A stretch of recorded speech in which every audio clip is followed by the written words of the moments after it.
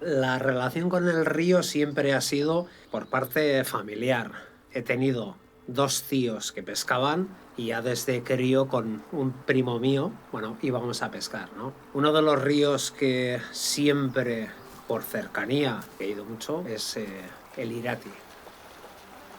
Yo considero que es casi como parte de mí.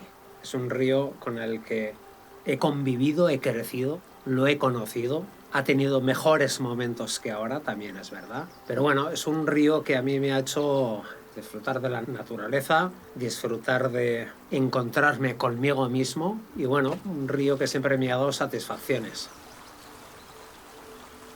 Ha sido un río muy rico en todo tipo de peces, en cuanto a trucha, ciprínidos, barbos, madrillas, chipas. Desde que se construyó el pantano de Itoiz, de alguna manera, por lo menos de Itoiz para abajo en Aoiz, que es donde vivo yo, donde paso tardes pescando, es trucha salvaje, trucha autóctona, trucha que vive ahí, que nace ahí, y desde luego un encuentro, una pesca con una trucha de estas es una gran satisfacción. No importa coger muchas para mí, desde luego, ni grandes ni pequeñas.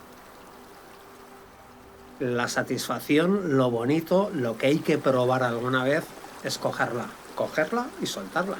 Y como suelo decir yo, bueno, hasta otra vez, ya nos veremos. Creo que habría que de alguna manera, no sé si la palabra adecuada es transformarlo, pero sí que creo que deberíamos ayudarlo a que siguiera su curso natural. El río Irati está lleno de presas, es algo importante. Presas que en su día pues habrían hecho un papel importante para todo el tema eléctrico, para el viaje de la madera desde la selva del Irati, pero que ya no tiene ningún sentido. Y eso de alguna manera es poner trabas. Y todo lo que sea ponerle piedras o barreras al río, pues creo que lo perjudica. La naturaleza es sabia, los peces también, y desde luego es mejor tener el río salvaje que haga su curso natural a no ponerle barreras. Y es momento, una vez que todo el aspecto económico derivado del río ha concluido, pues que hay que pensar también en volver a darle su cauce natural.